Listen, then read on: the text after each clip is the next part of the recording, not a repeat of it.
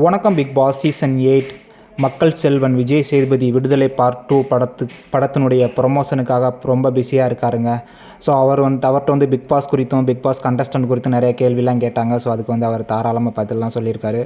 So Soori and Manju Warrier எல்லாருமே Bigg Boss வீட்டுக்குள்ளே கூட ப்ரொமோஷனுக்காக வந்திருந்தாங்க. ஸோ பாட்டெலாம் ப்ளே பண்ணாங்க. ஸோ அந்த மாதிரி விஜய் சேதுபதி கேட்கும்போது நான் ஃபஸ்ட்டு இப்போ பிக் பாஸ்க்கு வரலைன்னு சொல்லிட்டேங்க. ஸோ இன்னொருத்தர் தொகுத்து வழங்கின ஸோ நான் எப்படி அப்படின்னு சொல்லி இது பண்ணிட்டேன். ஆனால் பிக் பாஸ் தொகுத்து வழங்குறது எனக்கு ஒரு மிகப்பெரிய பிரமாதமான ஒரு விஷயம் அப்படின்னு சொல்கிறாருங்க. அடுத்து பிரவீன் என்கிட்ட ஃபஸ்ட்டு அப்ரோச் பண்ணும்போது ஸோ நான் வேணான்னு சொல்லிட்டேன். கமலஹாசன் மாதிரி ஒரு பெரிய லெஜண்ட் தொகுத்து வழங்கின இந்த ஷோ நான் எப்படிங்க தொகுத்து வழங்குறது, எனக்கு இப்போ இது வராது, பெரிய அனுபவமும் கிடையாது அப்படின்னு சொல்லிட்டு ரிஜெக்ட் பண்ணிட்டேன். பட் பிரவீன் என்கிட்ட சொல்லும்போது கூட இது ஒரு நல்ல ஷோ, உங்களுக்கு பெரிய எக்ஸ்பீரியன்ஸாக இருக்கும் அப்படின்னு சொன்னார். அதுக்கப்புறம் தான் நான் பிக் பாஸை கொஞ்சம் கொஞ்சமாக பார்க்க ஆரம்பித்தேன், அதை புரிஞ்சுக்கிறவும் ஆரம்பித்தேங்க. ஸோ இப்படி ஒரு சேனலில் கேள்வி கேட்கும்போது அவர் ஒரு உண்மையை சொன்னார். என்னென்னு பார்த்தீங்கன்னா, பிக் பாஸ் போனதுக்கப்புறம் தான் அங்கே உள்ளே என்னென்ன நடக்குது அதை பற்றி நான் தெரிஞ்சுக்கிற ஆரம்பித்தேங்க. ஸோ ஒரு வாரத்துக்குரிய எல்லா டீட்டெயில்ஸையும் கலெக்ட் பண்ணி ஒரு டீம் கலெக்ட் பண்ணி மக்கள் என்ன நினைக்கிறாங்க, நம்ம எதை பற்றி பேசணும் அப்படிங்கிறத பரிந்துரை பண்ணுவாங்க. அதுக்கு அப்புறம் தான் பிக் பாஸில் அந்த பிரவீன் எனக்கு சொல்லுவார். அந்த பிரவீன் சொல்கிறத தான் நான் கேட்பேன்.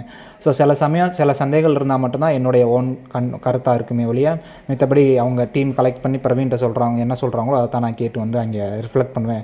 ஸோ இதுலேருந்து இப்போ விஜய் சேதுபதி ஒரு உண்மையை சொல்லியிருக்காரு. என்னென்னு பார்த்தீங்கன்னா, ஸோ அவருடைய சொல்கிறது எல்லாமே அவருடைய ஓன் கருத்து கிடையாது. ஸோ டீம் என்ன சொல்கிறாங்களோ அதை தான் அவர் அங்கே ரிஃப்ளெக்ட் பண்ணுறாரு அப்படிங்கிறத சொல்லியிருக்காருங்க.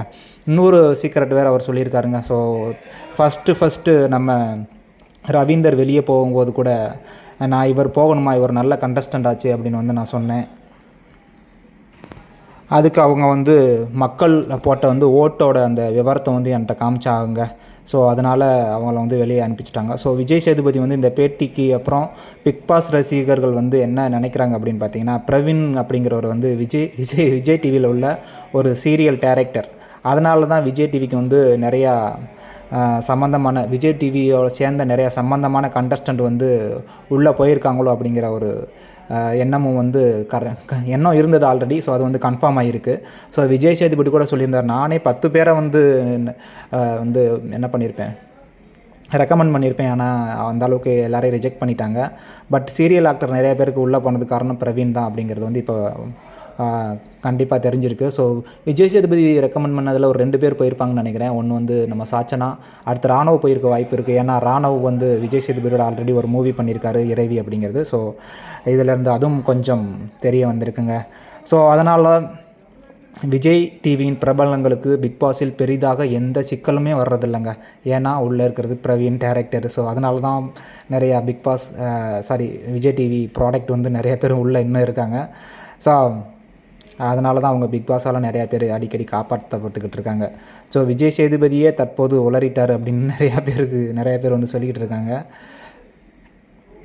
விஜய் சேதுபதியே தனக்கு எது சரின்னு பட்டாலும் தன்னால் எதுவுமே செய்ய முடியாது, எந்த பின்னணியிலேருந்து இயக்குவது இயக்குனர் தான் அப்படிங்கிறது விஜய் சேதுபதி ஒப்புக்கொண்டார். ஸோ பார்க்கலாம், என்னதான் இருந்தாலும் ஒரு கேம் ஷோ. விஜய் சேதுபதி உண்மையை சொல்லக்கூடிய ஒரு ஆள், ஏதோ சொல்லிட்டாரு, பார்க்கலாம்.